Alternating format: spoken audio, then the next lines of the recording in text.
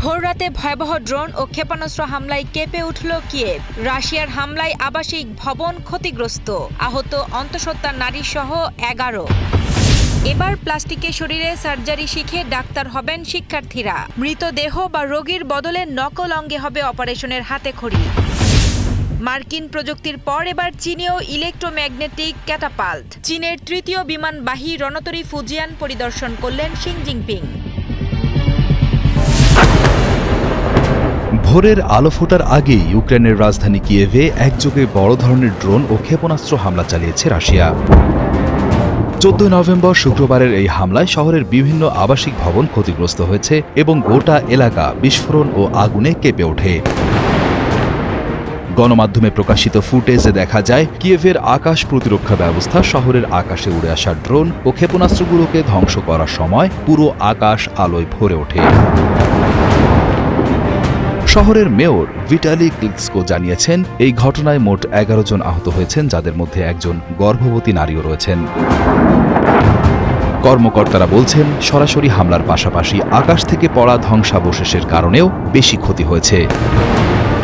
এই ধ্বংসাবশেষ পড়ে শহরের বিভিন্ন স্থানে উঁচু অ্যাপার্টমেন্ট বিল্ডিং, একটি স্কুল, একটি চিকিৎসা কেন্দ্র এবং প্রশাসনিক ভবন ক্ষতিগ্রস্ত হয়। আহতদের মধ্যে 4 জনকে হাসপাতালে ভর্তি করা হয়েছে, যার মধ্যে একজনের অবস্থা বেশ আশঙ্কাজনক। ছোট আকারের পারমাণবিক বিদ্যুৎ কেন্দ্র তৈরি করছে ব্রিটেন, আর তাতেই চটেছে আমেরিকা। ব্রিটেন তাদের দেশের প্রথম ছোট আকারের পারমাণবিক বিদ্যুৎ কেন্দ্র তৈরির স্থান হিসেবে উত্তর ওয়েলসের ওয়াইলফা অঞ্চলকে বেছে নিয়েছে।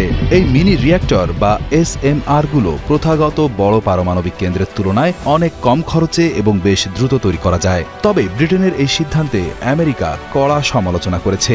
ওয়াইলফাতে 2015 সালে বন্ধ হয়ে যাওয়া একটি পুরনো পারমাণবিক কেন্দ্র রয়েছে এবং আমেরিকা চেয়েছিল সেখানে যেন একটি বড় আকারের পারমাণবিক বিদ্যুৎ কেন্দ্র তৈরি করা হয়, ছোট নয়। বিশেষজ্ঞরা মনে করেন, আমেরিকা সম্ভবত আশা করেছিল ব্রিটেন ওয়াইলফা সাইটে একটি বড় পারমাণবিক কেন্দ্র তৈরির সিদ্ধান্ত নিলে সেই বিশাল অঙ্কের চুক্তিটি আমেরিকার কোনো কোম্পানি পেতে পারত।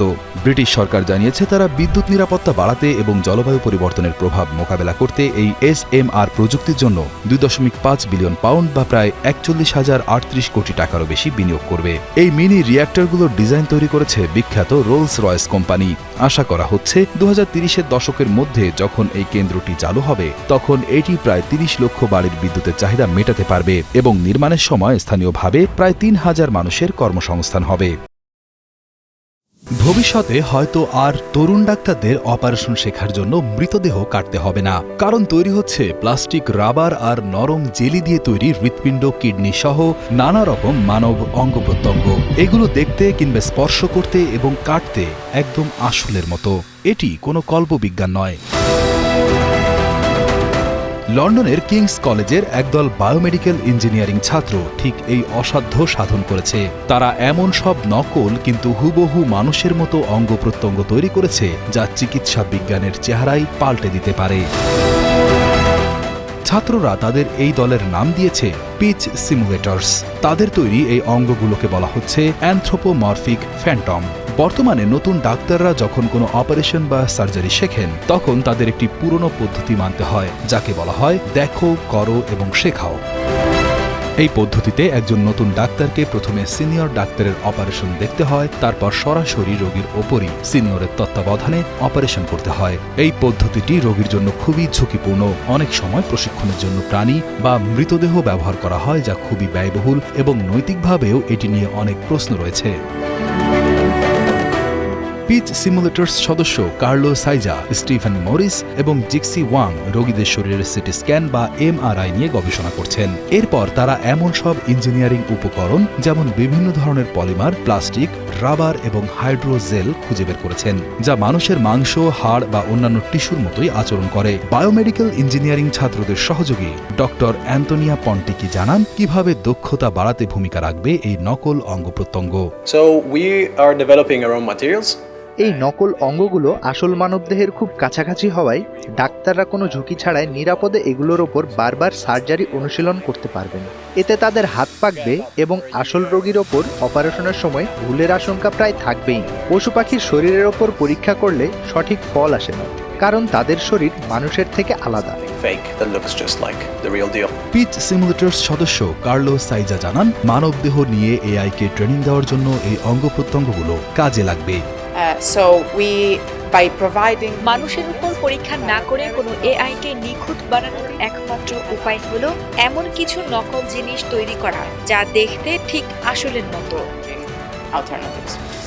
বর্তমানে তারা কার্ডিওলজি, নাক কান গলা বা ইএনটি এবং মূত্রনালী বা ইউরোলজি সংক্রান্ত রোগের মডেল তৈরি করেছেন এবং ভবিষ্যতে তারা আরও অনেক অঙ্গ তৈরির পরিকল্পনা করছেন।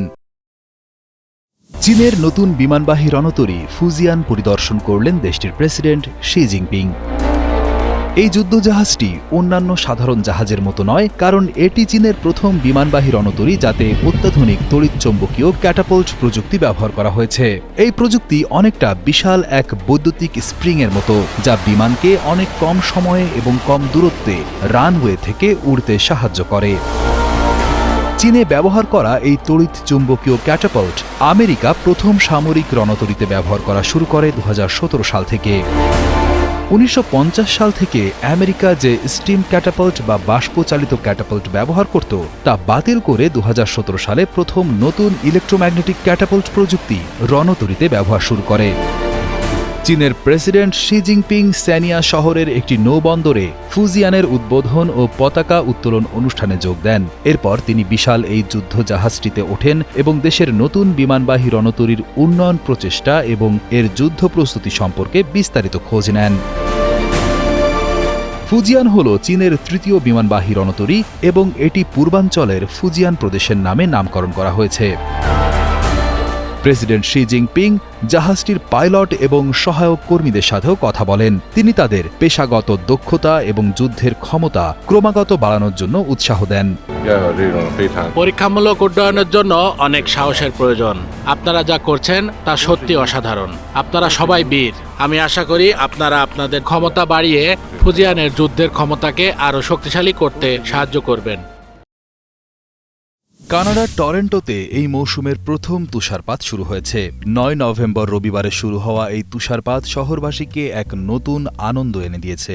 শীতের এই আকস্মিক আগমন শহরের পরিচিত দৃশ্যপটকে মুহূর্তের মধ্যেই বদলে দেয়। বিখ্যাত স্থাপনাগুলো যেমন সিএন টাওয়ারের সুউচ্চ চূড়া এবং শহরের প্রাণকেন্দ্র নাথান ফিলিপস স্কয়ার সবকিছুই ঢেকে যায় মিহি সাদা বরফের আস্তরণে। কানাডার একজন বাসিন্দা এই তুষারপাতকে শুভ লক্ষণ হিসেবে গণ্য করেছেন।